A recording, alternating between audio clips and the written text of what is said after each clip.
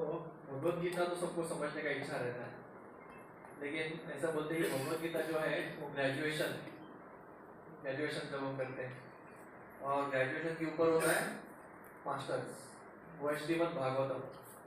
तो गीता समझ में आएगी तो श्रीमद् भागवतम समझ में आएगी, और उसके ऊपर है PhD, वो है चैतन्य चरितामृत। ऑफ कोर्स अभी गीता ही समझना है। गीता समझने के लिए पहले जैसे हम प्राइमरी से लेके शुरू करते हैं, उसी तरह से गीता के लिए ये कोर्स बहुत इंपॉर्टेंट है। इसको बोलते हैं ABCD ऑफ भगवत गीता। तो ऐसा नहीं कि पूरा गीता का कवर होगा, वैसा तो हो ही नहीं सकता। गीता तो कई समय लग जाता है गीता समझने के लिए, लेकिन शुरुआत के जो ABCD है गीता के, वो समझने के लिए कोर्स लगा किया हुआ है। जैसे हमारा जीवन दिशा के बिना पूरा कंफ्यूजन रहेगा। समझिए एक व्यक्ति मुंबई की तरफ जा रहा है, और जाते जाते उसने कहा कि पहले तो अभी आजकल तो ये आ गया गूगल और ये सब बहुत कुछ आ गया, सुनसान रास्ता है, कोई पूछने के लिए कोई नहीं है, और तेजी से जाते जाते उधर एक वाई सेक्शन आ गया, 2 पड़ाव आ गए। तो फिर वो भी कंफ्यूजन में है, अब मैं राइट लूँ या लेफ्ट लूँ। दोनों ही मेन रास्ते लग रहे हैं और पूछने के लिए कोई नहीं, और उसको पता भी नहीं है। तो पहले तो तेजी से 100 किलोमीटर पे आए, उधर पहुंचने के बाद एक कोई व्यक्ति बोलता है, उसका दोस्त बोलता है चलो चलो राइट ले लो, ऐसा लगता है कि इस तरफ जाने से पहुंच जाएंगे। तो उसने वो राइट ले लिया, तो अभी उसका स्पीड क्या हो जाएगा, क्या लगता है आपको? क्या 100 पे जाएगा? स्लो हो जाएगा। क्यों? भाई क्या पता नहीं, यस डाउट आ गया उसको।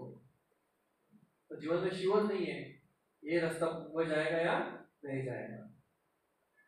तो उसी तरह से फिर जाके समझो उसको कोई बता देता है अरे आप मिस्टेक से इधर आ गए, वो दूसरा रास्ता लेते तो सीधा चले जाओ। तो फिर वो कितना फास्ट आएगा वापस? 120 पे आ जाएगा, अरे इतना टाइम वेस्ट हो गया, मैं जाता हूँ सही रास्ते पे। तो जीवन भी समझो ऐसा ही है, हम तो जी रहे हैं, लेकिन जीवन में हमको अपना लक्ष्य पता नहीं, तो क्या हम सुखी सुखी जी सकते हैं? नहीं, हमको लगेगा अरे मैं सही जी रहा हूँ क्या नहीं, क्या सच्चाई है, क्या खुशी है, इसके लिए जीऊँ, क्या प्राप्त करने के लिए जीऊँ। तो ऐसे कई सारे प्रश्न हमारे मन में आते हैं, और आने चाहिए एक्चुअली, आजकल वो भी आते नहीं, वो भुला देते हैं उसको। लेकिन जो व्यक्ति सही समझ से जाता है उसका जीवन आराम से कटता है। आराम से मतलब उसका जीवन सही दिशा में जाता है। तो ऐसा एक कहावत है, there was 2 days which are important. One day when I am born, and the other day was when I know why I am born. जब मुझे पता चला कि मैं क्यों जीवित हुआ, वो दिन एक्चुअली बर्थडे से भी ज्यादा इंपॉर्टेंट है देखा जाए तो। हमारे जीवन में दीक्षा काल कैसे रहता है, दीक्षा मतलब सेकेंड इनिशिएशन, वो एक्चुअली बर्थडे से इंपॉर्टेंट है। क्योंकि बर्थडे तो अभी इस दुनिया में पंछी भी जन्म लेता है, कुत्ता भी जन्म लेता है, बिल्ली भी, सबका बर्थडे है, करेक्ट? बर्थडे तो सबका है, जो भी इस दुनिया में जन्म लिया उसका बर्थडे है।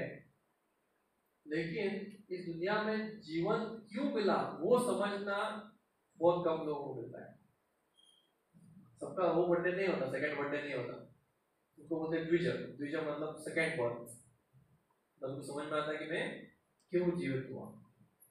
तो आज हम देखेंगे कि हमारा जीवन का लक्ष्य क्या है, प्रयास करेंगे देखने के लिए। तो ये जो सेक्शन है इसमें ये कई सारे टॉपिक्स आपके लिए कवर करेंगे हम हमारा सुख का खोज, भगवान है तो उनका रीजंस है, एक भगवान है या अनेक भगवान है। तो ये कोई एग्जाम नहीं, आप टेंशन मत लीजिए। आपको अगर कोई बहुत इंपॉर्टेंट पॉइंट लग रहा है कोई नोट कीजिए, सब स्लाइड्स करने का जरूरत नहीं, ज्यादातर मन में रखिए, और अगर प्रश्न आए तो आप नोट कर सकते हैं या बीच में मुझे पूछ भी सकते हैं, ऐसा नहीं कि आखिर में ही पूछना है। फिर क्यों अच्छे लोगों के प्रति बुरा होता है जीवन में, उसका प्रश्न आएगा। तो ऐसे 4 दिनों में हम ये सभी जो है वो प्रश्न ये करेंगे, और आखिरी दिन रहेगा प्रैक्टिकल एप्लीकेशन। अगर सब कुछ दिमाग में चला गया लेकिन जीवन में हमने डाला नहीं तो क्या फायदा उसका। तो उसी तरह से हम लास्ट डे भी बहुत इंपॉर्टेंट है। तो इस दुनिया में दो तरह के जीव है। जीव तो बहुत तरह के हम साइंस में सीखते हैं। जो बच्चों को क्या सिखाते हैं, टेरेस्ट्रियल मतलब जो जमीन पे जीता है। पानी में जीने वाले क्या बोलते हैं, जलचर एम्फीबियन। हवा में उड़ने वाले पक्षी, मैमल्स। मैमल्स मतलब जो गर्भ से जन्म लेते हैं, और अंडे से आने वाले वो अलग प्राणी। तो ऐसे कई सारे अलग अलग कैटेगरीज हैं। लेकिन अगर ब्रॉड वैरायटी कैटेगरी देखें तो एक है मनुष्य और दूसरा कौन है, प्राणी।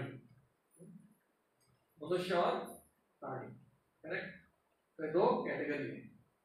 ये सभी ये जीवित व्यक्तियां हैं, मनुष्य और प्राणी। प्राणियों में कौन आ गए, पंछी आ गए, मछली आ गए, और जल पे चलने वाले सब कुछ, ये सब प्राणी आ गए। ओके, तो ये जीवित दोस्तों के दो कैटेगरी। जब भी हम कैटेगरी के बारे में बोलते हैं, कैटेगरी मतलब जो दो विभाजन करते हैं, तो वो इस वस्तु में सिमिलैरिटीज रहते हैं, समानता रहता है, और डिफरेंसेस विभिन्न। ओके, जैसे सब्जियां, तो सब्जियों में कैटेगरी कौन सी समझो, सब्जियों में लीफी वेजिटेबल और जो फल है, ऐसा दोनों सब्जियां हैं, लेकिन दोनों में अलग डिफरेंसेस भी है और सिमिलैरिटीज भी है। तो अभी आपके लिए प्रश्न है, मनुष्य और एनिमल्स ये दोनों लिविंग एंटिटीज है, दोनों जीने वाले लोग हैं। इसमें सिमिलैरिटीज क्या है, कुछ बता सकते हैं, समानताएं क्या है?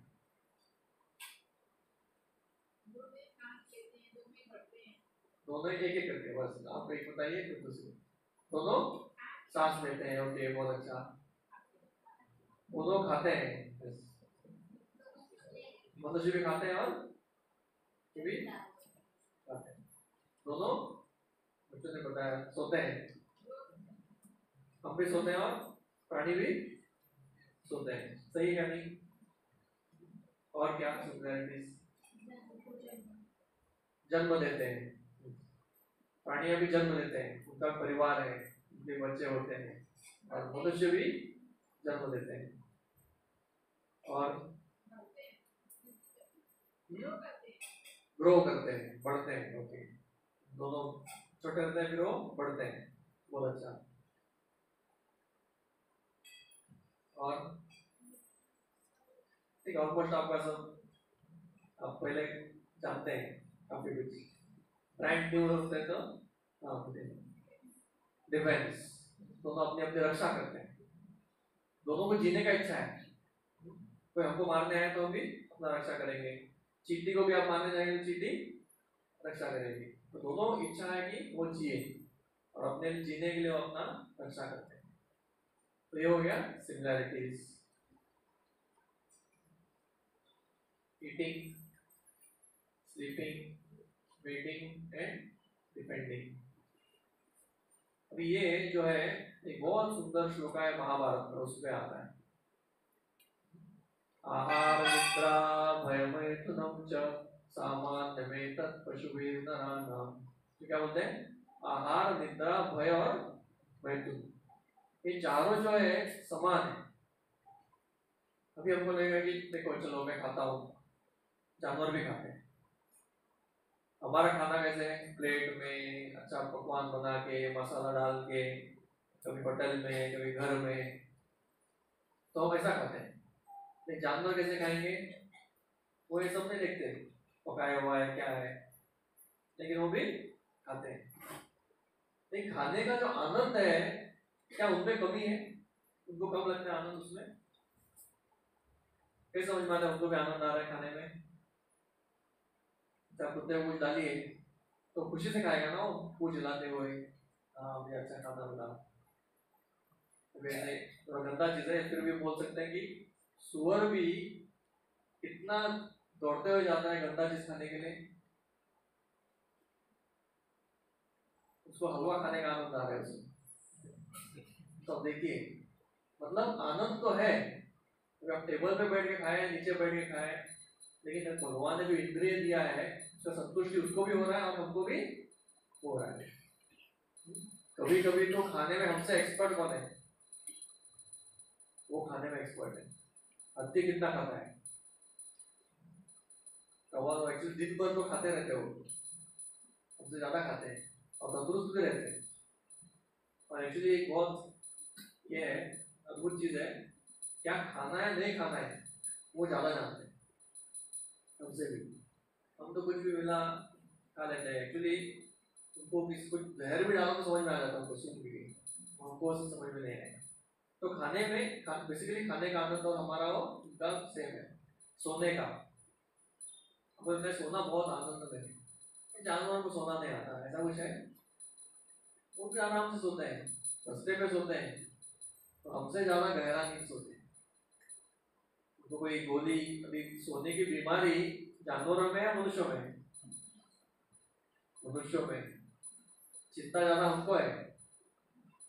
सोने के लिए हमने बहुत सारे अच्छा किया है, एसी लगाते हैं, अच्छा तकिया बनाते हैं, आराम से सोते हैं। वो बाहर सोते हैं फिर भी वो आराम की नींद सोते हैं। तो सोने का आनंद उनको भी है। मीटिंग तो ये भी उनको प्रोडक्शन रिप्रोडक्शन उनके में भी है। और पूरा मतलब एक्चुअली देखा जाए नेशनल ज्योग्राफिक चैनल उसमें तो बहुत बहुत टॉपिक किया जाता है, मतलब डिस्कस किया जाता है। तो इसका आनंद उनमें भी पाया जाता है। जैसे परिवार, क्या जानवरों में परिवार रहता है? उनको अफेक्शन रहता है, उनको एक दूसरे के प्रति अपना क्या लगाओ। जैसे आप अपने बच्चों को प्रेम करते हैं, पति पत्नी को प्रेम करता है, क्या उनमें है? देखने को मिलता है। दो पंछियां साथ में उड़ती है, बच्चे होने के बाद उसको संरक्षण करते हैं। क्या रोते भी है वो एक दूसरे के लिए? रोते हैं ना, बच्चों को सब पता है, रोते भी है वो। अब देखा है अगर किसी का मृत्यु हो गया उसमें वो रोते हैं, तो देखते हैं कि उसमें भी बहुत सारा अफेक्शन भरा हुआ है, लगाव भरा हुआ है, और वो पारिवारिक सुख का भी अनुभव करते हैं। करेक्ट। और डिफेंडिंग, वो भी एक दूसरे को अपना रक्षण करते हैं नाखूनों से, दांतों से, और भी कई सारे उनके पास। हमारे पास तो एक्चुअली डायरेक्ट डिफेंस कुछ नहीं है। एक कुत्ता भी हमारे ऊपर आएगा तो हम डर जाते हैं, अगर छड़ी है तो ठीक है। तो डिफेंडिंग में भी वो एक्सपर्ट। हम लोग अपना डिफेंस बंदूक हो, चाकू हो, ऐसे अलग चीजों से करते हैं। अभी एक प्रश्न है, देखा जाए तो ये चारों चीजों में क्या हम उनसे सुपीरियर है, उनसे श्रेष्ठ है? एक दृष्टिकोण से नहीं, कि आनंद उनको भी उतना ही मिलता है, उनको भी उतना ही मिलता है। लेकिन हम थोड़ा बुद्धिमान है तो हम ये चार चीजों को अलग अलग रूप से कई सारे चीजों से कर सकते हैं। अभी आपके लिए प्रश्न है कि मनुष्यों में जानवरों में श्रेष्ठ कौन? समानता देखा, जानवर श्रेष्ठ है नहीं, अच्छा है आपका ओपिनियन भी। श्रेष्ठ मतलब भी तो जैसे श्रेष्ठ क्यों बोल रही हो भी, जैसे अभी क्राइम, क्राइम किस में होता है? जानवरों में होता है, मनुष्यों में होता है? मनुष्यों में होता है। ईर्ष्या ज्यादा, वो एटलीस्ट एक दूसरे को मदद करने के आते हैं। तो थोड़े चीजों में हमसे भी सुपीरियर है वो। वफादारी किसमें ज्यादा है, कुत्ते में या मनुष्यों में? कुत्ते में। तो उसमें कोई गुण नहीं है ऐसा नहीं, उसमें काफी गुण है। तो एक तरह से देखा जाए तो जानवर हमसे भी सुपीरियर है। फिर भी अगर आपको सही में पूछा जाए मनुष्य में ज्यादा सुपीरियरिटी है या जानवरों में?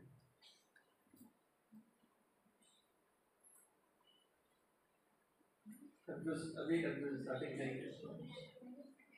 हाँ, मनुष्य में है, ओके, स्वीकार नहीं। चलो, तो मनुष्य में क्यों है फिर सुपीरियरिटी? चलो आप बोल रहे हैं मनुष्य में, तो क्या सुपीरियर है? क्या विवेक है हमारा? वो भी सोचते हैं कहाँ पे खाना मिलेगा, कहाँ पे सुनने को मिलेगा। अभी बिल्ली को दूध की तरह खाए, कैसे निकालना है उसको भी आता है। पक्षियां भी अपना घोंसला अच्छा बनाती है, देखा है ना। तो विवेक हमारा कैसे जाना है?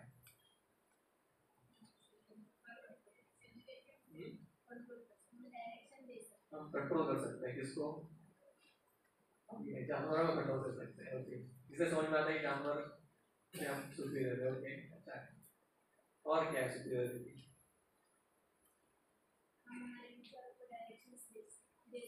किसको डायरेक्शन दे सकते हैं? विचारों को। क्या सही है और क्या गलत है। ठीक है, सही गलत तो उनको भी समझ में आता है। सही गलत मतलब ऑफकोर्स वो लोग प्रोग्राम है, ठीक क्या सही है क्या गलत है थोड़ा तक। लेकिन वही बोला मैं आपको कि क्राइम ज्यादा किसमें होता है? फसाना वसाना मनुष्य में होता है। ऐसा एक रिसर्च किया गया, तो कोविड में तो देखने को मिला कि पूरा जो दुनिया है उसमें से कोई भी एक जानवर एक्सटिंक्ट हो गया तो इस पर्यावरण का बहुत बड़ा नुकसान होता है।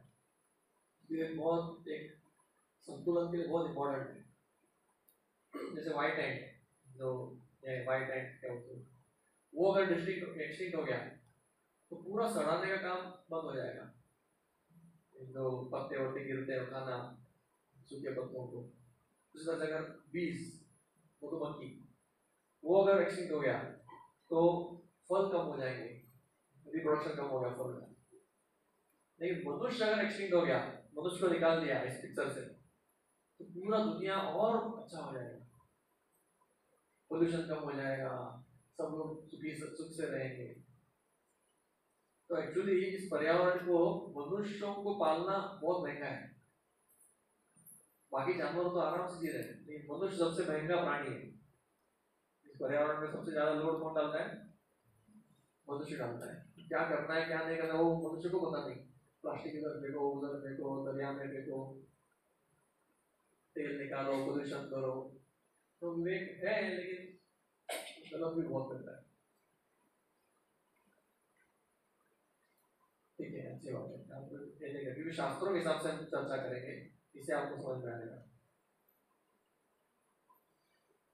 ठीक है, ये सब तो आपने बोला, reasoning, questioning, thinking, logical intelligence. मतलब सोच सकते हैं इसके बाद क्या, हमने अभी इतना आविष्कार किया है, कई चीजों का आविष्कार किया, वो तो जानवर नहीं कर सकते। लेकिन जो भी हमने आविष्कार किया है उसका यूज किसमें कर रहे हैं? पता है आपको? जो भी हमने आविष्कार किया है उसका यूज किसमें कर रहे हैं? ये चार चीजें करने में ही कर रहे हैं। आप देखिए अगर गहराई से पूरा आविष्कार किया है, होटल्स बनाया, ओरिजिन में ज्यादा क्या चला है? ईटिंग, स्लीपिंग, वेटिंग और डिपेंडिंग, वही तो चल रहा है पूरा ओरिजिन। ठीक है क्या नहीं? सुबह शाम तक हम जॉब करते हैं और जो पैसा मिलता है तो पैसा कहाँ किसमें खर्चा करते हैं? किसमें खर्चा करते हैं? Eating, waiting, sleeping, depending. कपड़ा पहनना वो डिपेंडिंग हो गया, अच्छे से कपड़ा पहनो, इधर उधर घूमो, स्पेशली एंटरटेनमेंट, और बाद में खाना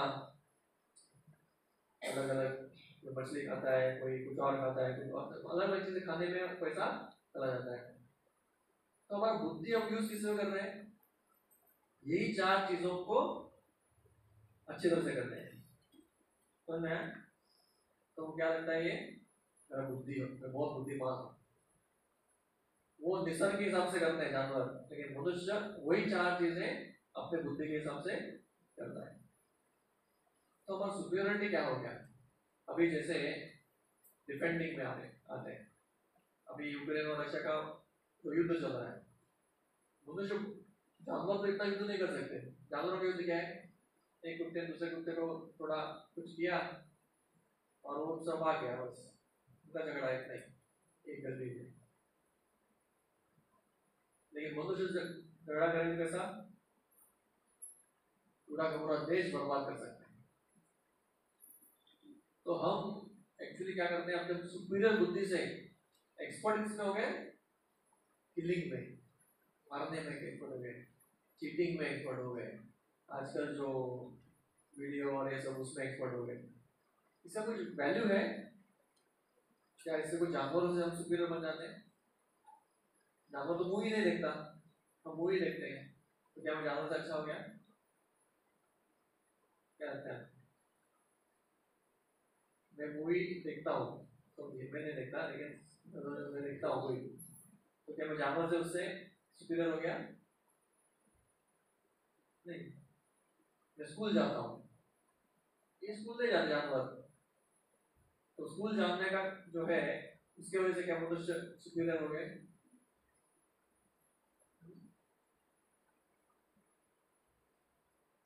तो क्या चीज है जो हमें सुपीरियर बनाता है?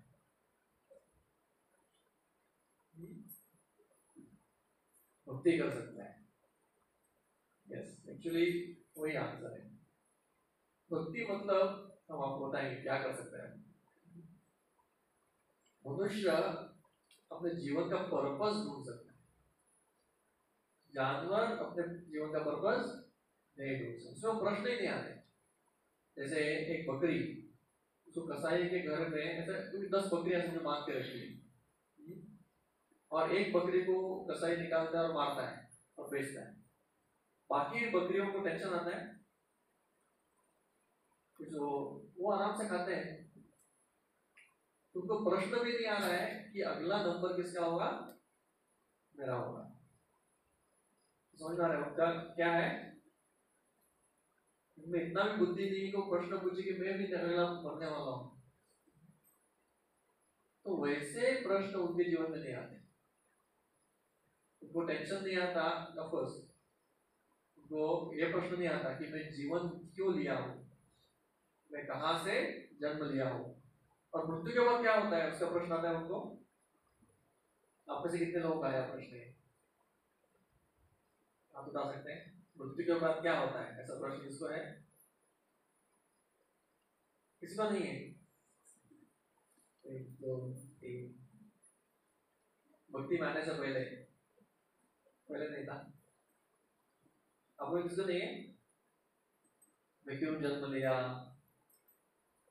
कि कोई अमीर क्यों, कोई गरीब क्यों,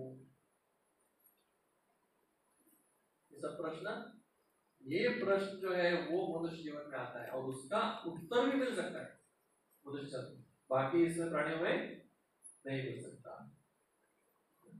तो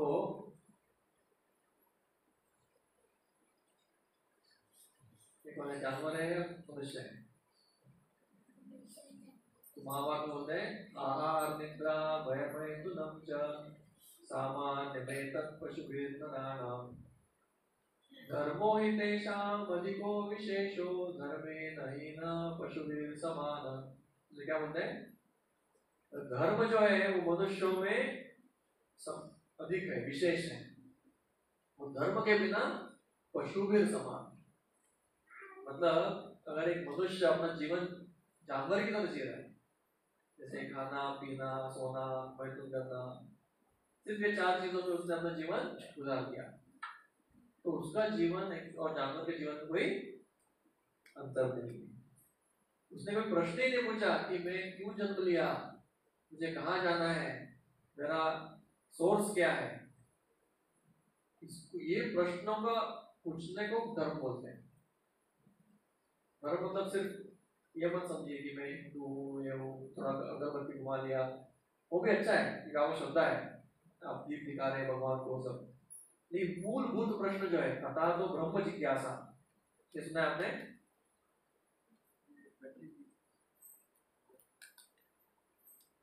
अर्थात तो ब्रह्म जिज्ञासा मतलब महत्वपूर्ण प्रश्नों के उत्तर पूछिए।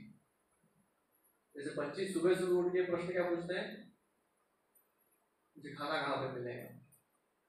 समझो हम भी वही प्रश्न पूछ रहे हैं, तो हमारा बच्चे में क्या फर्क हो गया? तो हमारे जीवन में प्रश्न आना चाहिए कि मेरे में और ये सब मेरे में स्पेशलिटी क्या है, मैं क्यों जन्म लिया हूँ, सुख मतलब क्या है, दुनिया में क्या सुखी बनना है सबको, लेकिन सुख का मतलब क्या है? नहीं क्या?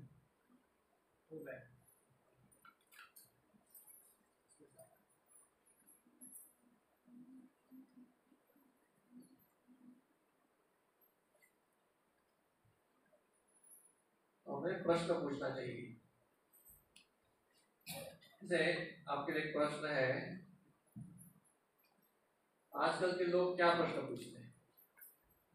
आजकल के लोग किसके पीछे पड़े?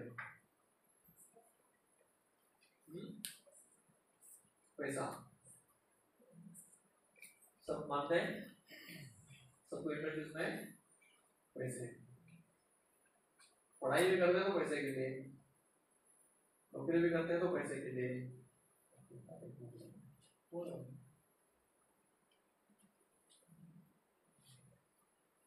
तो सब कुछ पैसे के लिए करते हैं।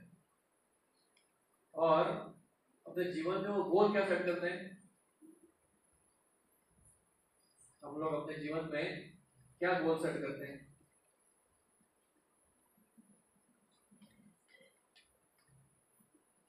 क्या गोल है हमारा जीवन में? किसी को गाड़ी चाहिए, मर्सिडीज, किसी को बंगला बनना है, बहुत बड़ा बंगला, घर बहुत बड़ा घर चाहिए तुम्हें, पुरुष है वो मुझे सुंदर स्त्री चाहिए, किसी को अच्छा एजुकेशन चाहिए।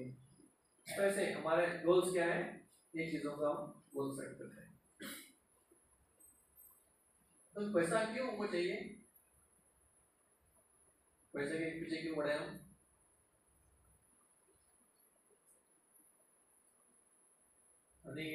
Money sweeter than Honey. पैसा है तो बहुत आनंद आता है। बैंक बैलेंस कितना बढ़ रहा है उस पर ध्यान लगता है।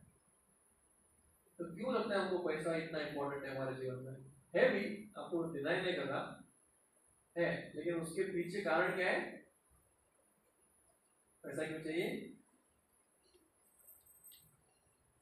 जो भी सुख और सुविधा की चीजें हैं वो पैसे से मिलेंगे, ऐसा हमको लगता है। तो ये हमारा कन्विक्शन है, पैसे से हमको मिलेगा। तो हमको सभी को एक्चुअली सुखी बनना है। पैसे से क्या बनना है? सुखी बनना है, ये हमारा लक्ष्य है। तो सुखी क्या है? सुखी हमको लगता है कि ये सब चीजें मिलेंगे तो हम सुखी बनेंगे। तो सुख जो है ये एक्चुअली एक आत्मा का गुण है, आनंद। सुख के पीछे ही भागना, ये एक आत्मा का एक आनंदमय अभ्यास, ऐसा वेदों में बोला गया। आत्मा किसके खोज में है? सुख के खोज में। प्राणी भी सुख के खोज में है, हम सभी सुख के खोज में। कोई दुख के खोज में है, कोई दुखी बनना चाहता है, अरे मेरे जीवन में 2-3 प्रॉब्लम कम पड़ रहा है, थोड़ा प्रॉब्लम आ जाए, ऐसा कोई सोचता है? नहीं। आत्यांतिक दुख निवृत्ति, हमको लगता है कि सभी तरह के दुख मुझे दूर रहे, ऐसा सभी दुख से दूर रहूंगा, मेरे जीवन में कोई प्रॉब्लम ना हो, मुझे कभी बीमारी ना है, मुझे हमेशा सुखी रहूं, आनंद में रहूं। जब हम गणपति का जो ये करते हैं घराने, बहुत बड़ा दृष्टि बोलते हैं, क्या क्या रहता है उसमें, और वजन भी है, सुख मिटे तन का। तो ऐसे हमारे इसमें बहुत सारा आनंद या इसका सुख का ये है, और इतना प्रयास भी कर रहे हैं आनंद के लिए। लेकिन क्या हमको हमेशा आनंद ऐसा मिलता है? जैसे कि आपने अपना ये जीवन का अनुभव बताइए कि हमेशा सुखी रहने का है इच्छा, लेकिन क्या ऐसा हुआ है कभी? हमेशा मैं सुखी रहूं, नहीं होता ना। 100% सबका अनुभव भी है, ऐसा कोई है जो अब तक कभी दुखी हुआ ही नहीं? ऐसा नहीं मिलेगा, इधर ही नहीं, मोर्जिम में नहीं, पूरे दुनिया में नहीं मिलेगा ऐसा व्यक्ति। पूरे दुनिया में छोड़िए, तीनों स्वर्ग नरक सब मिला के देखेंगे, उधर भी नहीं मिलेगा। इंद्र जो सबका राजा है वो भी दुख में जाता है बहुत बार। तो दुख जो है वो आता है। कैसे तरह के दुख आते हैं? क्या आता है हमारा सुख के बीच में?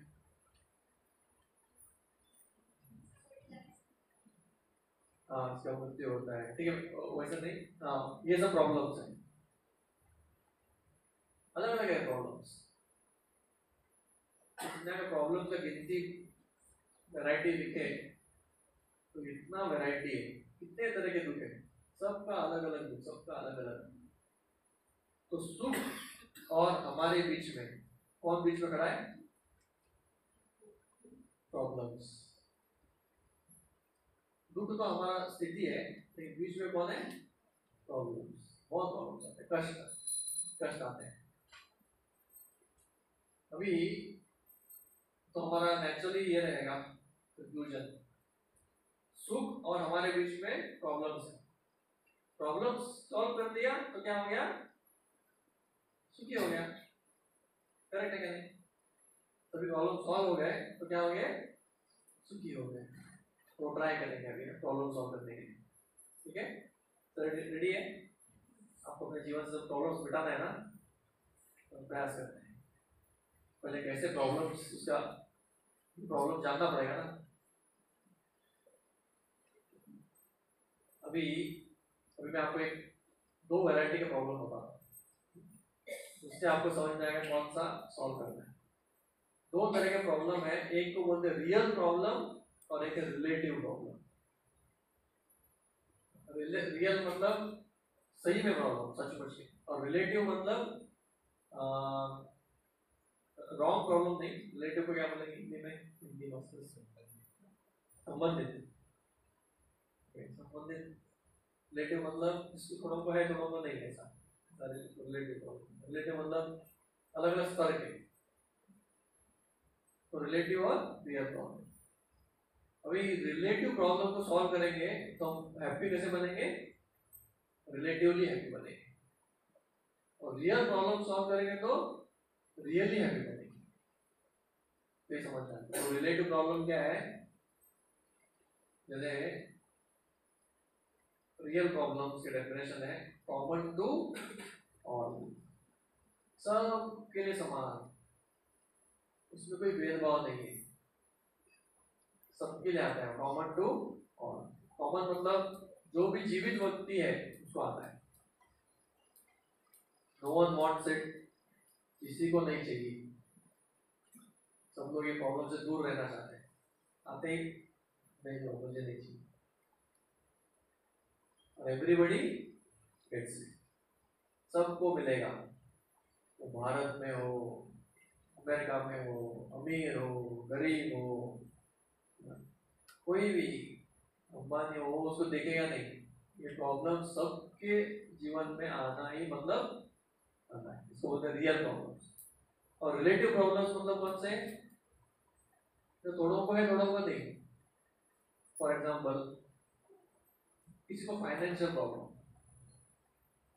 सबको फाइनेंशियल प्रॉब्लम है दुनिया में नहीं है, और इतने अमीर है, उसको उसने जन्म से ही वो अमीर जन्म लिया है, फाइनेंशियल प्रॉब्लम भी नहीं। किसी को एग्जाम, बच्चों को एग्जाम का प्रॉब्लम, कष्ट होता है ना एग्जाम आने, लेकिन क्या सबको एग्जाम से डर लगता है? लगता है? जो पढ़ाई नहीं करता उसको एग्जाम से डर लगता है, जो अच्छा पढ़ाई करता है उसको एग्जाम से डर नहीं लगेगा। तो बोले अरे मुझे अपॉर्चुनिटी है, अभी मैं फर्स्ट आऊंगा, जो फर्स्ट आता है हमेशा वो तो। और जैसे बारिश, थोड़ों के बारिश प्रॉब्लम है, जैसे जो सब्जी रास्ते पे सब्जी बेचता है, अरे बारिश शुरू हो गया, मैं बैठ नहीं सकता इधर, या इधर मछली पकड़ते हैं, तो मछुआरों के लिए बारिश प्रॉब्लम है क्या? नहीं, बंद, मछली पकड़ना बंद, नहीं आ सकते। नहीं, वही जो खेती करता है उसके लिए बारिश प्रॉब्लम है क्या? वो तो रुका है, बारिश कब आएगा कब आएगा, तो रुका है। तो ये इसको बोलते हैं रिलेटिव प्रॉब्लम। तो थोड़ों को वही चीज प्रॉब्लम लगता है, थोड़ा को वही चीज अच्छा लगता है। जैसे हिल स्टेशन पर रहने वाले, वो सब काम करने के लिए आते हैं, अरे पहाड़ पे के ऊपर, वहाँ पे पानी मुश्किल से आता है, और ऊपर चढ़ो नीचे चढ़ो। आप गए कभी हिल स्टेशन पे? उधर के लोकल लोग, वो लोग इधर आते हैं और इधर के लोग हिल स्टेशन जाते हैं ताकि लोग क्या हो इधर रहने के लिए इतना अच्छा है, इतना सुंदर है। इधर के लोग बोलेंगे अरे बीच पे रहने के लिए तंग आ गया, लोग दूर दूर से इधर आएंगे बीच पे रहने के लिए। तो इसको बोलते रिलेटिव प्रॉब्लम। रिलेटिव मतलब किसी को वही प्रॉब्लम अच्छा लगता है, नो वन वांट्स इट उधर ये नहीं होता। तो अभी आप बताइए, अभी दुनिया में तो रिलेटिव प्रॉब्लम भरे पड़े हैं। किसको ठंडी का सीजन अच्छा लगता है, ठंडी आएगा तो अच्छा लगता है, ठंडी का रात भी अच्छा है ठंडी। किसको ठंडी आया तो उसको साइनस प्रॉब्लम वाले को लगता है सर्दी आ गया, गर्मी आते ही अच्छा लगेगा। तो वही प्रॉब्लम, थोड़े को प्रॉब्लम लग रहा है, थोड़े को अच्छा लग रहा है। तो ऐसे प्रॉब्लम सॉल्व करके हम हमेशा के सुखी नहीं बन सकते। अभी रियल प्रॉब्लम कौन से हैं, ये तीन कंडीशन। अभी आप में से कौन बताएगा जो पहली बार आए उनको फर्स्ट चांस देंगे, ओके? तो नए हैं उनके लिए फर्स्ट चांस है। अभी अब रियल प्रॉब्लम कोई बता सकते हैं क्या? Common to all, no one wants it और एवरीबॉडी सेट्स इट। बताइए।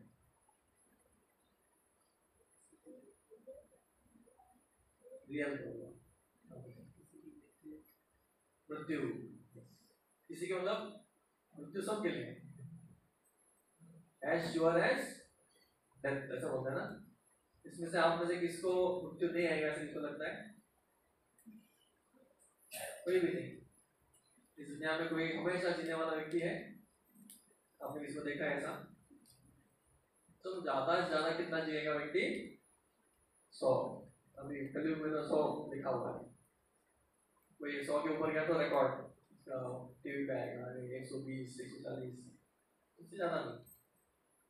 तो मृत्यु कॉमन टू ऑल, सभी जानवर मनुष्य पूरे इसमें, और नोबडी वांट्स इट, उसको मृत्यु नहीं चाहिए। जैसे इधर वो शूटिंग वाला टेररिस्ट होता है, लोकल ट्रेन जो है मुंबई का सबसे बिजिएस्ट ट्रेन है पूरी दुनिया में, इतने लाखों लोग डेली क्रॉस करते हैं। लेकिन 2000 कभी था वो 4 में कभी तो टेररिस्ट अटैक हुआ ना, आगे सबने बहुत शूट कर दिया। तो उसके बाद 10 दिन तक कोई स्टेशन पे नहीं, मतलब मृत्यु से इतना डर लगता है कि बहुत इंपॉर्टेंट होते हुए भी वो इधर मृत्यु है, नहीं जाएगी नहीं जाएगी। तो नो वन वांट्स इट। अब जो सुसाइड करते हैं उसका अलग प्रश्न है, तो इतना डिप्रेशन में चले वो जीना ही नहीं चाहते हैं, लोग को पता ही नहीं कि हर क्षण उनको मृत्यु ऐसा लग रहा है, तो इसलिए वो ऐसा करते हैं। No one wants, everybody gets it. फिर और क्या, और कौन से प्रॉब्लम? बोला व्याधि, व्याधि मतलब सिकनेस, डिजीज। तो डिजीज है वो क्या है? कॉमन टू ऑल, सभी को कभी ना कभी व्याधि आएगा ही, अलग अलग तरह के व्याधि आते हैं, और जिसको नहीं चाहिए वो सबको मिलेगा। और कौन से कुछ एक बताइए, एक जैसा, और 2 बाकी है बस, टोटल 4 है, उसमें से 2 बताया और 2 बाकी। बुढ़ापा, बुढ़ापा, हमेशा जवान रहूंगा हो सकता है, कोई जवान परास आया तो cosmetic, fair and lovely, scientist इतना हाथ धो के पीछे पड़े, इसके पीछे पता है मृत्यु को सॉल्व करने के लिए और बुढ़ापे को सॉल्व करने के लिए। पूरा साइंस इंग्लिश में पढ़ा है, साइंटिस्ट लोग बहुत रिसर्च कर रहे हैं उसके ऊपर कई सालों से, कुछ हुआ आगे भी नहीं होगा, इतना गारंटी रखिए। और लास्ट क्या हो गया, और एक क्वेश्चन पता हो जाए,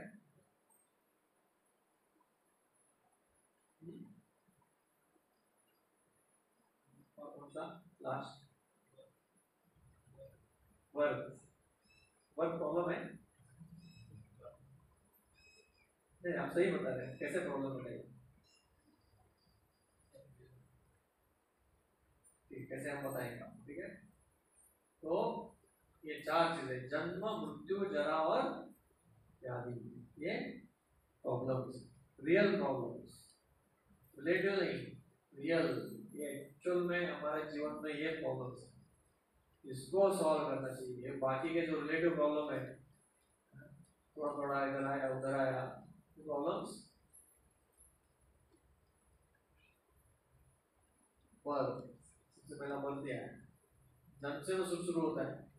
और जन्म की प्रॉब्लम है क्योंकि एक जो जीवात्मा है उसको गर्भ में रखा जाता है, गर्भ में 9 महीने रहना इतना बुरा स्थिति है कि वो छोटे से बैग में उसको ऐसा सिकुड़ के उठना पड़ता है।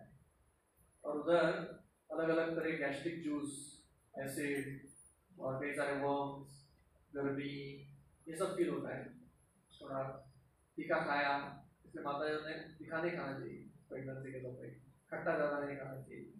तो इससे क्या होता है, उसके अंदर अफेक्ट होता है, पीड़ा होता है। हम में से किसी को याद है गर्भ में, किसी को याद नहीं, लेकिन इतना याद रखिए कि बहुत कष्ट का समय है। भागवतम में अलग अलग तरह की प्रार्थनाएं लिखी है कि बाहर निकालो बाहर निकालो, उधर अंदर से वो प्रार्थना करता है भगवान से। तो जन्म जो है वो बहुत कष्टदायक है, जन्म लेना। और जन्म लेने में सब लोग तो रोते हुए आते हैं।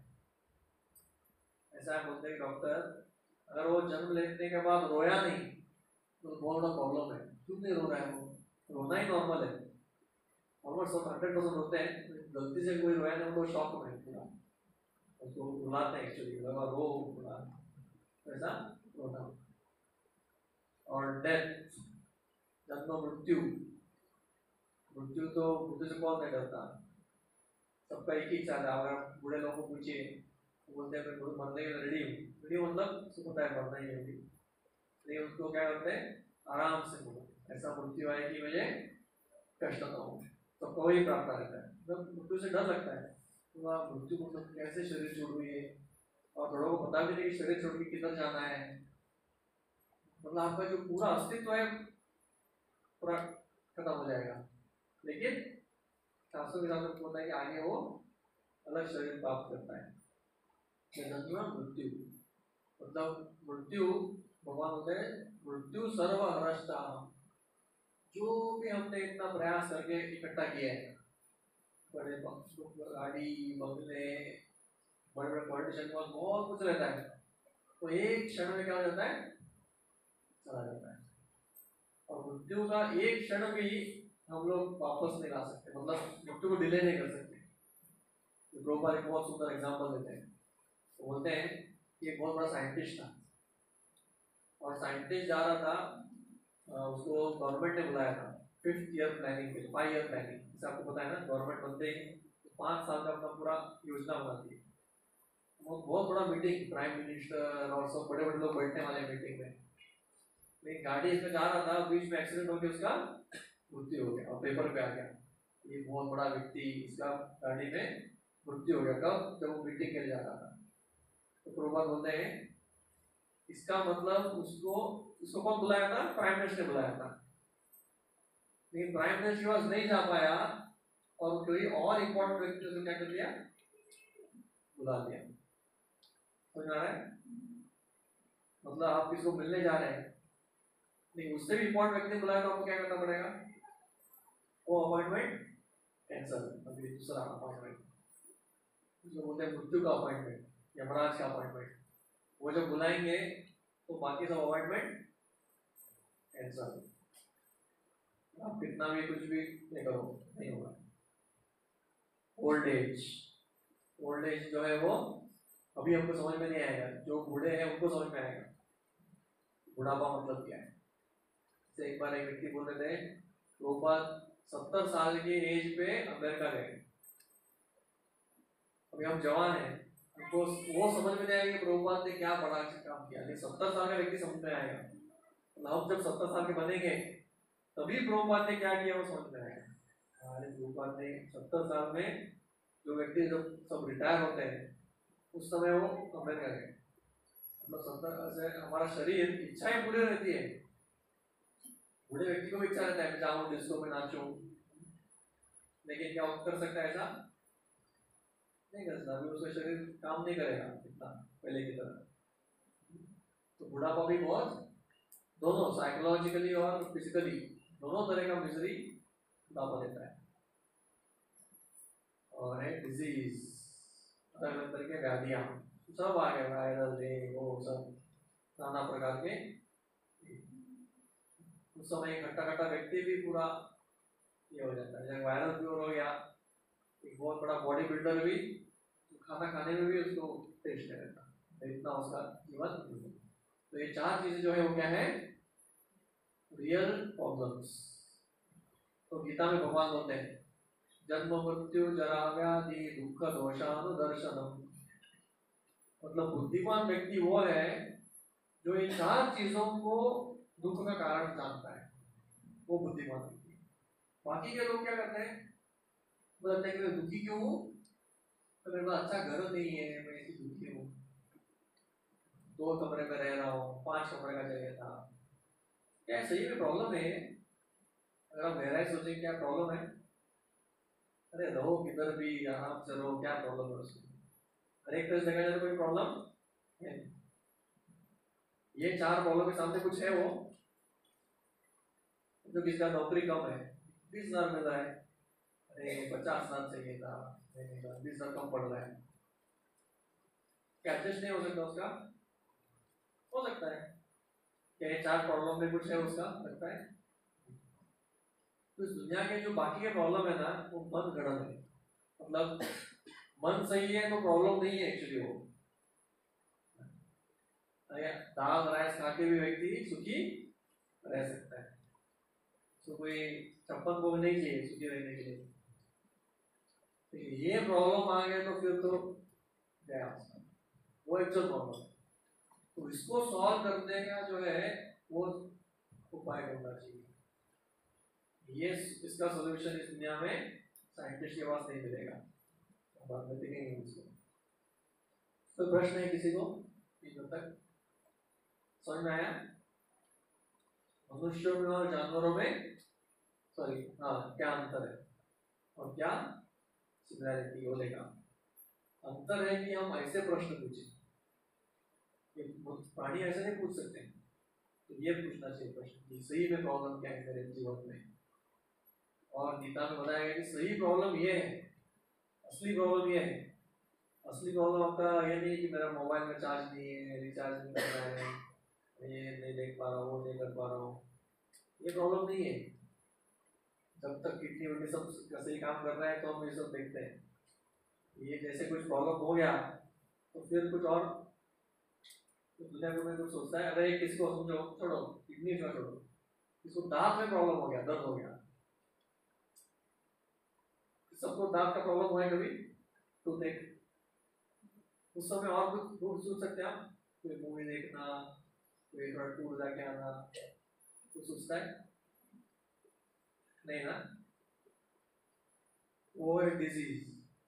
जब डिजीज आता है तो बाकी सब बाजू में रख लो, बाकी आपको बंगले का प्रॉब्लम, आप सब अपार्टमेंट कैंसिल कर देंगे, आप बोले बाबा बीमार हो थोड़ा ठीक होने दो, बाकी सब बात में। तो वैसे ये रियल प्रॉब्लम्स है वैसे। अभी ये लिस्ट खत्म नहीं हुआ और एक छोटा सा लिस्ट बाकी है। इसके साथ साथ 3 तरह के विजरीज हैं, विजरीज को बोलते हैं ताप। ये हम कैसे तो एडजस्ट करते रहते हैं इसको। एक ताप है माइंड एंड बॉडी, मतलब मन और शरीर से जो ताप मिलता है उसको बोलते हैं आध्यात्मिक क्लेश। जैसे बैठे बैठे दर्द हो रहा है, कुछ हो रहा है, तो क्या कौन सा क्लेश है? आध्यात्मिक क्लेश। मन का टेंशन वो क्या है? आध्यात्मिक क्लेश। मन से और शरीर से आने को आध्यात्मिक क्लेश। आदि भौतिक क्लेश मतलब जो दूसरे जीवात्माओं से मिलता है, वो कीड़े मकोड़े हो सकते हैं या दूसरे मनुष्य भी हो सकते हैं। जैसे किसी ने आपके ऊपर केस डाल दिया कोर्ट में, अभी जाओ 20-30 साल लगना पड़ेगा, तो दूसरे व्यक्ति ने हमारे ऊपर क्लेश दिया, उसको बोलते हैं अध्यात्म आदि भौतिक क्लेश। फिर आदि दैविक क्लेश। आदि दैविक मतलब जो हमारे हाथ में नहीं है, नेचुरल डिस्टर्बेंसेस देवताओं के हाथ में है। इसमें कौन से आते हैं? जैसे ये क्या है, भूकंप। भूकंप क्या है? आध्यात्मिक है, आदि दैविक है, आदि भौतिक है, आदि दैविक। और क्या आ सकता है उदाहरण? सुनामी और सूखा, सूखा बारिश ना होगा, और साइक्लोन, साइक्लोन, और फॉरेस्ट फायर्स। ये सब चीजें जो है वो आदि दैविक क्लेश। आदि दैविक क्लेश का भी कोई उपाय नहीं है, मतलब कोई गवर्नमेंट का कुछ कर नहीं सकता। तो क्या चीजें प्रॉब्लम्स कौन से देखे हमने अभी? 4 रियल प्रॉब्लम्स और 3 मिजरीज। ये हमारे जीवन में सुखी रहने नहीं देते। रिलेटिव प्रॉब्लम्स नहीं है। अगर एक व्यक्ति बहुत बुद्धिमान है तो रिलेटिव प्रॉब्लम आराम से क्या कर सकता है, वो सुलझा सकता है। गरीब रह के भी आराम से रह सकता हूँ, लेकिन 4 चीजें तो आना ही है कंपलसरी, सबके मेनू में कार्ड में है वो। कोई व्यक्ति पूछते हैं ये आप मेरा भविष्य बता सकते हैं क्या? कितने लोग भविष्य में प्रश्न सबको रहेगा ना, अच्छा लगता है जानने के लिए आगे क्या होगा, कौन सा नौकरी मिलेगा, कब शादी होगा।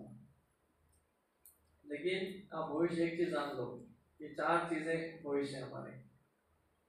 कौन से वो? जन्म, मृत्यु, जरा, व्याधि। भविष्य क्यों है? क्योंकि आप में से कोई भी बता सकता है तो आना ही है, कोई ये नहीं। सबको डेट पता नहीं, बस इतना ही। सबको बर्थ डेट पता है लेकिन डेथ डेट पता नहीं है। अभी क्या हम लगता है हमको कि हम बहुत एडवांस बनेंगे और ये सब सॉल्व हो जाएगा? आजकल विज्ञान इतना बढ़ रहा है, गाड़ियां बन गई, आर्टिफिशियल इंटेलिजेंस आ गया, ड्रोन और मिसाइल्स और सैटेलाइट। कभी सोचा भी नहीं था ना मोबाइल में सब कुछ आ जाएगा, और ये मोबाइल में सब कुछ है जो चाहिए करते, जीपीएस और ये और वो। आजकल लोग उसमें खेलते हैं, कैमरा नॉर्मल सब उसमें आता है। तो ऐसा आगे बढ़ते बढ़ते क्या हम पूर्ण सुखी हो जाएंगे? एक्चुअली जितना हमने आविष्कार किया है, वो आविष्कार के साथ साथ क्या आ रहे हैं, और भी मुश्किलें आ रही हैं। जो पहले पहले नहीं था वो भी अभी आजकल आ रहे हैं। कई सारे स्ट्रेस, जैसे अभी थोड़े उदाहरण के लिए आईटी क्या हो गया, global connectivity, huge information, easy interaction. किसी से बात करो, अमेरिका में, लंदन में, इधर उधर, कभी भी बात करो, रात को, दिन में। उसके साथ साथ ये अवैध जो चीजें देख रहा वो आ गई, हेल्थ प्रॉब्लम्स, कितने हार्ट डिजीज आ गए, कैंसर आ गए, मोबाइल से होता है बहुत कुछ, रेडिएशन। और इम्पर्सनलिज्म मतलब दो फ्रेंड भी आजू बाजू बैठ क्या करते हैं, बात नहीं करते, मोबाइल पे बैठे। तो पहले के सब लोग आजकल क्या नहीं कर पा रहे, मिलना, खेलना, बात करना, रिलेटिव सभी अपने अपने कमरे में रह जाते हैं, एक कमरे में बैठ के मोबाइल के साथ तो हो गया। तो ऐसे प्रॉब्लम्स है।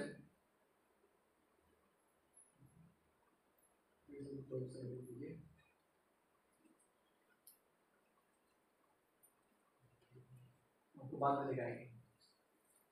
मोबाइल हमेशा कभी भी अवेलेबल, इजी टू कनेक्ट, किसी से बात करो, बहुत जल्दी जल्दी काम होता है आजकल। उसके साथ साथ क्या हो गया, स्ट्रेस बढ़ गया।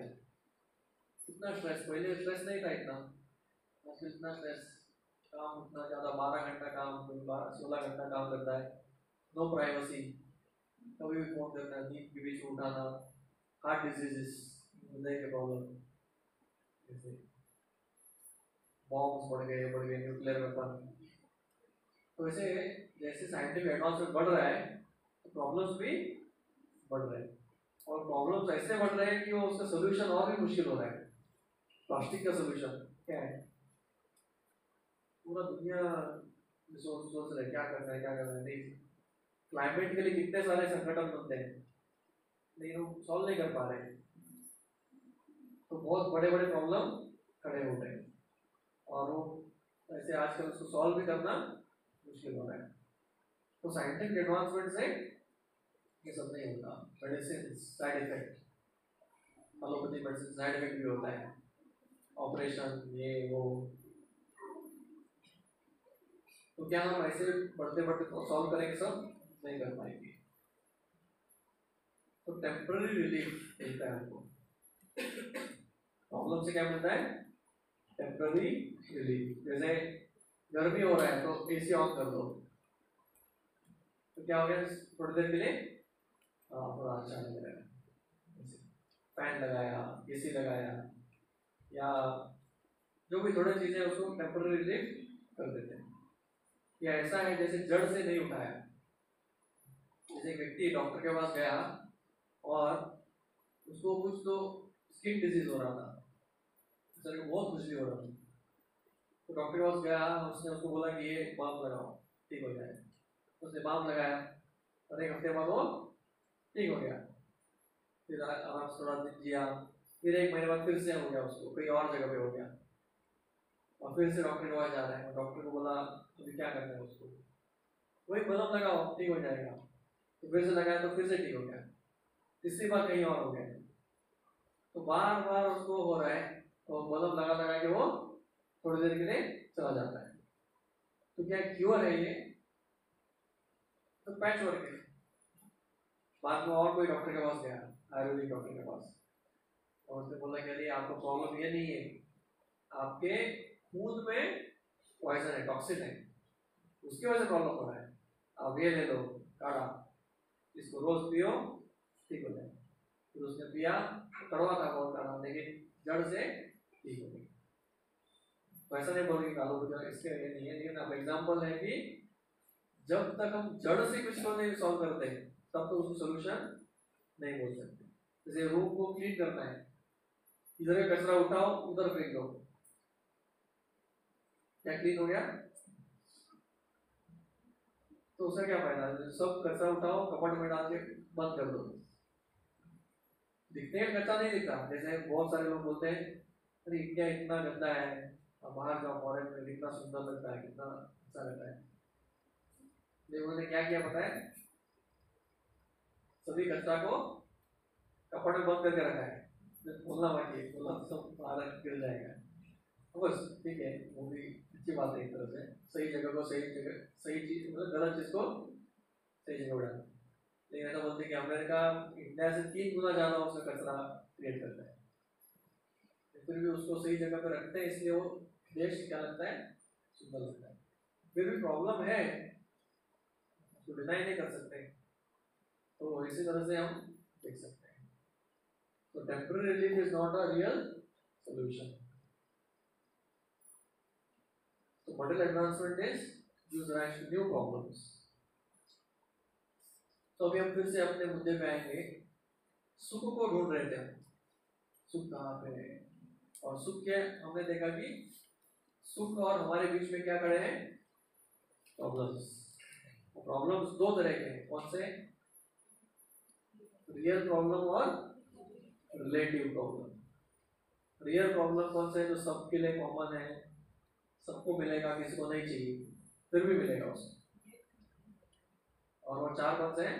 जन्म, मृत्यु, जरा, व्याधि।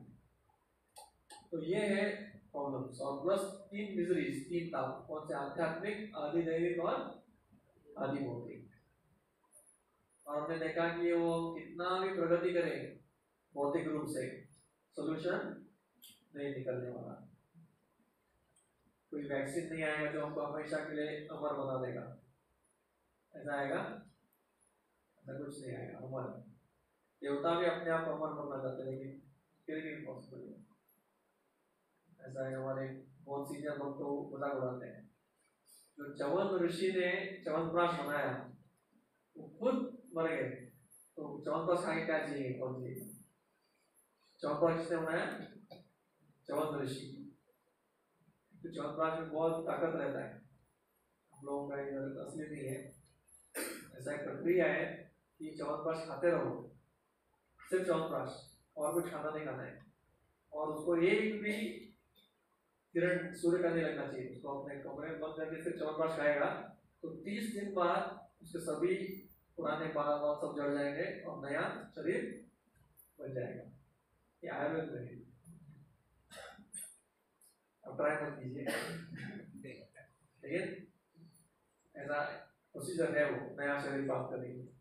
लेकिन चवन ऋषि ने जो ये प्रोसीजर डिस्कवर किया वो भी मर गए। तो देखने के लिए इतना ये नहीं है, वो अमर बनना आसान नहीं है। जैसे रावण ने ट्राई किया, हिरण्यकशिपु ने ट्राई किया, अलग अलग तरह से ट्राई किया, साइंटिस्ट लोग आजकल ट्राई कर रहे हैं। ये डोनाल्ड मैकडोनाल्ड करके उसका जो ये था,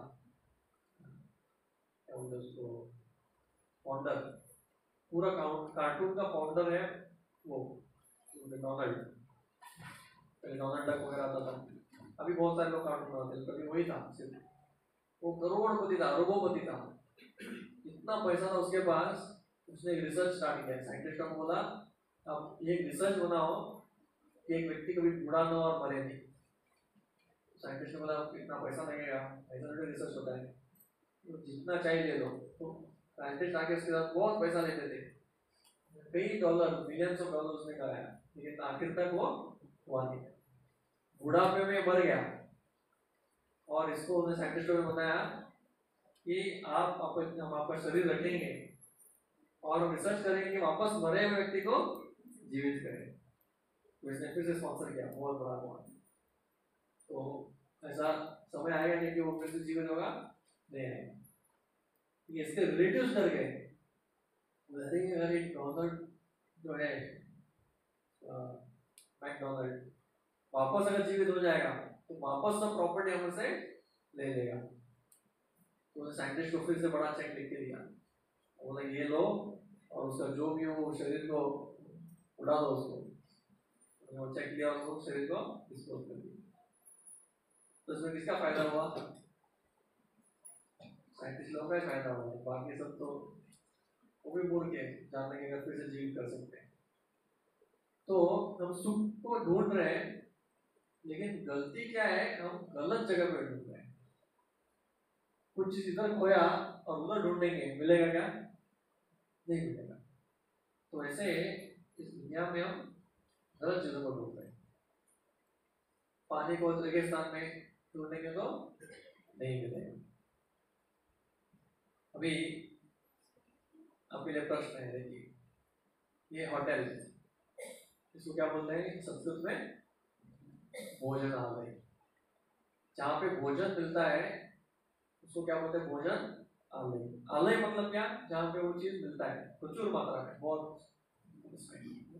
जैसे हिमालय, हिमालय को हिमालय क्यों बोलते हैं?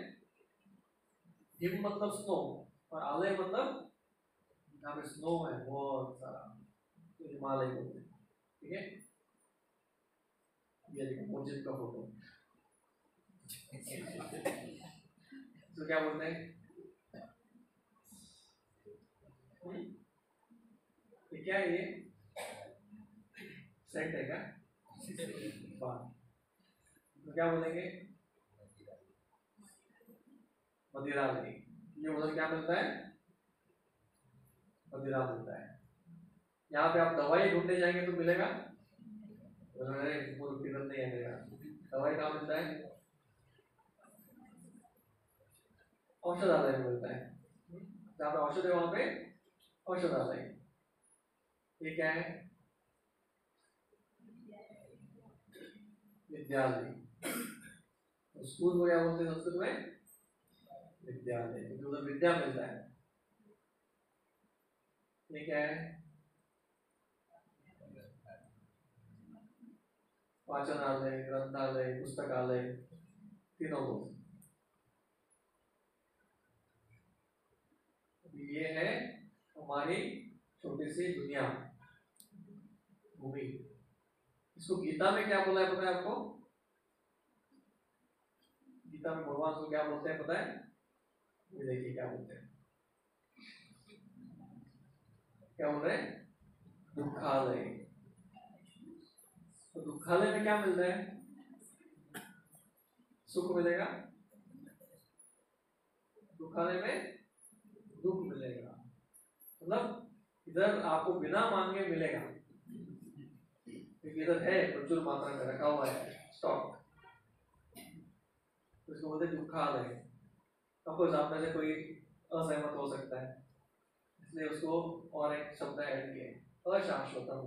कोई बोलेगा नहीं मैं तो बहुत सुखी हूँ, 30 साल से कोई मेरे जीवन में प्रॉब्लम ही नहीं आया, आराम से हूँ, आप ऐसे बोल रहे दुखालय दुखालय, लेकिन वो स्थिति भी परमानेंट नहीं है, अशाश्वत। दुख के बाद सुख, सुख के बाद दुख, सीजन बदलता रहता है। उसी तरह से भगवान बोलते हैं मात्रा स्पर्शस्तु कौन्तेय शीतोष्ण सुख दुःखदा अगाम पायिनो नित्यस्ताम सिद्धीक्षस्व भारत। तो भगवान अर्जुन को नहीं बोले अरे सब सॉल्यूशन दे देता हूँ मैं, सब प्रॉब्लम का सॉल्यूशन देता हूँ, ऐसा नहीं बोले। उसने क्या बोला? ताम सिद्धीक्षस्व भारत। क्यों? दुखा है, उसने बोला कि जैसे सर्दी के बाद गर्मी, शीतोष्ण सुख दुःखदा, सर्दी के बाद नेक्स्ट सीजन क्या है? गर्मी। तो कोई साइंटिस्ट लगता है बताने के लिए कि गर्मी के बाद क्या आएगा? क्या आएगा? बारिश आएगा। आप में से जो भी है बड़े व्यक्ति, आपको कोई प्रूफ नहीं चाहिए उसके लिए। क्यों? आपने कई सारे सर्दी गर्मी देख ली, अपने आप पता है आपको कि आएगा। उसी तरह से हम बहुत सुखी है तो किसका इंतजार करना पड़ेगा आपको? समय के साथ साथ अपने आप दुख आएगा ही। नेक्स्ट सीजन वही है, दो ही सीजन है, सुख और दुख। एक के बाद एक, दिन के बाद क्या है? रात आएगा ही ना। आप कुछ कर सकते हैं उसके बारे में? सूर्य उगेगा ही कल सुबह, और रात के बाद फिर से दिन, सर्दी के बाद गर्मी, गर्मी के बाद सर्दी, तो सुख के बाद दुख, दुख के बाद सुख।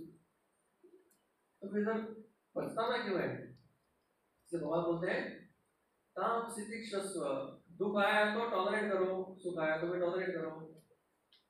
नहीं, जो समय में क्या करना है वो धर्म करो, वो इम्पोर्टेंट है। तो इसलिए वो जीवन हमारे जो 4 जो प्रॉब्लम्स है वो सॉल्व करने में लगाना चाहिए, ना ही कि सुख के दुख बनाओ, दुखी के बाद सुखी बनो। वो तो अपने आप आता जाएगा, आप कुछ करो या ना करो, ये 4 जो 2 चीजें होती नहीं, अपने आप। क्या देखा? Difference between humans and animals, eating, waiting, sleeping and defending.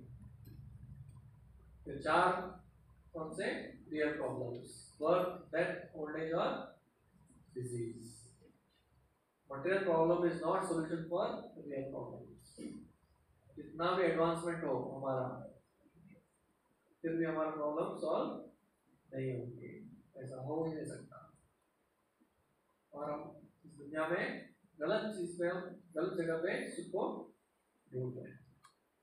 मतलब आपको जानना चाहिए, आपकी इच्छा है सुखी बनना, ऐसा जगह है जहां पे सुख है, ऐसा नहीं कि नहीं है, लेकिन वो ये जगह नहीं। इसको बोलते हैं मटेरियल वर्ल्ड, और उसको बोलते हैं स्पिरिचुअल वर्ल्ड, या इसको बोलते हैं भौतिक, और उसको बोलते हैं आध्यात्मिक, या इसको बोलते हैं कुंठ, उसको बोलते हैं वैकुंठ। तो ये अलग जगह है, तो वो जगह पे वो शाश्वत है। जैसे एक व्यक्ति समझो, एक छोटा सा बच्चा वो मेले में गुम हो गया, बहुत बड़ा मेला, उसमें वो गुम हो गया और रो रहा है, और 2-3 दिन निकल गए, उसके कपड़े फटे हुए हैं, गंदा हो गया, और उसके बाल बढ़ गए। फिर जो भी अच्छा काम करने वाले बोलते हैं अरे बहुत रो रहा है बच्चा, इसको खाना दे दो। तो इसने उसको एक दिन खाना दिया, बड़ा पाव दे दिया, अच्छा काम किया। किसी को कपड़े दे दिए, सुखी रहो। तो ऐसा कोई भी कोई उसको देखता है रोते हुए तो कुछ ना कुछ दे देते। लेकिन क्या उसका सोल्यूशन है? वो बच्चे के लिए कोई खाना दे दिया, कभी कोई उसको कपड़ा दे दिया, अच्छा है, उस समय के लिए उसका प्रॉब्लम सॉल्व हो जाता है। लेकिन एक्चुअल प्रॉब्लम क्या है उसका? वो माता पिता से बिछड़ा हुआ है, उसको दे दो, मिलाओ वापस, माँ को दे दो, पिताजी को दे दो, फिर उसका सोल्यूशन हो गया, वो सुखी बन जाएगा। तो उसी तरह से ऐसा बोलते हैं कि शास्त्रों में जो जीव है, हम लोग इधर जीव है और हम इधर आए अपना खुद का सोल्यूशन ढूंढ रहे हैं, मुझे कभी कपड़ा चाहिए, मकान चाहिए, अच्छा खाना चाहिए, तो थोड़े थोड़े देर के लिए हमारा सोल्यूशन मिल रहा है आपको। एक्चुअल प्रॉब्लम क्या है, हम भगवान को छोड़ के इधर आ गए, वो मेन प्रॉब्लम है। मतलब वापस जाएंगे तो उसका सोल्यूशन मिल जाए। इस वजह से एक्चुअली बाइबल का भी एक स्टोरी है, वो भी मेल ऐसा मेल खाता है, तो उसका बताएंगे। जैसे एक लैंडलॉर्ड था बहुत बड़ा, और वो लैंडलॉर्ड जो है उसके कई सारे बच्चे थे। उसमें एक बच्चा जो है, बच्चा मतलब एक यंगस्टर, एक जवान, उसने बोला कि पिताजी, वो बुरे संगत में आ गया, बुरे फ्रेंड्स के। उसने पिताजी से बोला कि मुझे पिताजी मेरा हिस्सा दे दो, और हिस्सा दे दो मुझे, मुझे आपके साथ नहीं रहना है। मैंने ऐसा क्यों बोल रहे हो, पूरा बड़ा जो जमीनदारी है हमारा, इतना सारा पैसा है, बड़े बड़े बंगले हैं, वो आपका ही तो है, तो मेरा है तो मुझे दे दो, और मुझे साथ में नहीं रहना है। पिताजी को बहुत बुरा लगा, फिर भी उसने क्या किया, उसको थोड़ा अच्छे बहुत सारा धन लिया और लेके जाओ। तो ये व्यक्ति निकल गए और अपने फ्रेंड्स को लेके अयाशी की। काफी दिन तक उसने अयाशी किया, तो जैसे पैसा खत्म हो गया तो दोस्त भी उड़ गए, निकल गए, अभी अकेला पड़ गया। और भी सोच रहा मैं क्या करूं, वापस नहीं जा सकता। तो उसने खाने के लिए नहीं है, कुछ नहीं है, तो उसने दूसरे और एक लैंडलॉर्ड और एक जमींदार के पास गया और बोले मुझे नौकरी पर रखो, मुझे खाने के लिए कुछ नहीं। वो बोले कि ठीक है नौकरी पर रखता हूँ, ये जो सुअर का शाला है, सुअर खाला रहता है उनको, सुअर शाला, इसका सुअर का ध्यान रखो, और जो सुअर को मिलता है वो खा लो। अरे बाप रे, कहाँ से कहाँ आ गया, कहाँ पिता के साथ था, चप्पल को खाता था, और अभी इधर सुअर का खाना खाता है। तो उसने काफी दिन गुजारा ऐसा, बहुत दुखी हो गया, बहुत पीड़ित हो गया। सोच रहा था कि वापस जाऊं तो कैसे जाऊं। बाद में एक दिन सोचा तो जो भी हो, फिर पिताजी अगर मुझे वापस नहीं देंगे, एटलीस्ट मैं उनके सुअर खाने में तो काम करूंगा, काम तो करना ही है, इससे अच्छा मैं पिताजी के अंदर काम करूँ। तो ऐसा सोच के वो इसको छोड़ के वो वापस गया। वापस जाते जाते जैसे वो इसके पास पहुंचा, गांव के पास, तो गांव वाले ने देखा, तो जाके तुरंत उसके पिताजी, अरे आपका बहुत पिछड़ा हुआ बेटा वापस आ गया। तो पिताजी इतने खुश हो गए, वो भागते भागते गए और दूर जाके गांव में उसको आलिंगन किया, अरे बहुत खुशी हुआ कि आप आ गए वापस, वापस उसको ले लिया। तो उसको बोलते थे प्रोडिगल सन, जो जमींदार का बेटा। तो ऐसे ही हर एक जो जीवात्मा है उसका किसके साथ संबंध है, भगवान के पास। भगवान का ही सब कुछ प्रॉपर्टी है, हमने कुछ शरीर नहीं बनाया। तो ये शरीर इतना सुंदर जो है, हार्ड चल रहा है, किडनी इतना, अभी ये शरीर में से कुछ भी चीज आदमी नहीं बना सकता, बना सकता है, खुद भी नहीं बना सकते, कुछ भी नहीं बना सकते। तो हम सब कुछ तो भगवान का ही लेके जी रहे हैं। जैसे अभी भोजन का जो नैसर्गिक सौंदर्य है, इसने नैसर्गिक सौंदर्य किसने बनाया, भगवान ने पहाड़ बनाए, पेड़ बनाए, उसका जो समुद्र बनाया, तो एक्सपर्ट कौन कर रहा है, हम कर रहे हैं। तो वैसे जो भगवान के पास इतना पैसा है या इतना महान है, उसके साथ संबंध है, उसको छोड़ के इधर आने के कारण हम दुखी, और कोई कारण नहीं। वापस जुड़ने से व्यक्ति फिर से सुखी हो जाएगा। तो गलत जगह पे हम सुख ढूंढ रहे हैं, हमारा एक्चुअल प्रॉब्लम है। तो कल हम ये टॉपिक लेंगे, और हो सकता है और एक दो टॉपिक और मिले। मुझे हमको क्या है, हमको ज़्यादा आपको लेट भी नहीं करना चाहते, उसके साथ साथ ये पूरा टॉपिक्स भी कवर होने चाहिए। इसलिए आपको रिक्वेस्ट है, कल हम शार्प 7:15 को शुरू करेंगे। 4 दिन टाइम पे आइए बस, अपना सब ये कोर्स कंप्लीट हो जाएगा। आज पहला दिन था इसलिए हम लेट किए, लेकिन 7:15 बजे आप 7 बजे आने का प्रयास कीजिए। 7:15 बजे हम शुरू कर देंगे, अगर 5 लोग भी बैठे हैं तो हम शुरू कर देंगे, ठीक है। तो सब समय पे आएंगे, और क्योंकि हम एक्चुअली 1.5 घंटा चाहिए हमको, मिनिमम 1.5 से 2 घंटा एक सेशन के लिए। आप में से किसी को कुछ प्रश्न है? आज के टॉपिक के ऊपर।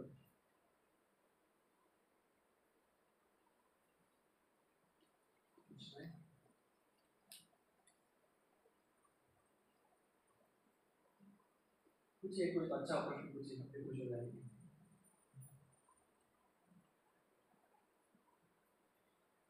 समझ में आया मेरे को? एक बताओ क्या समझ में आया।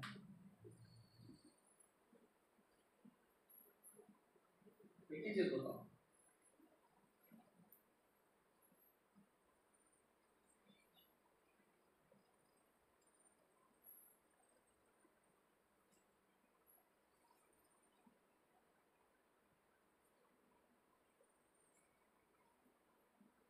ये प्रॉब्लम कौन सा है?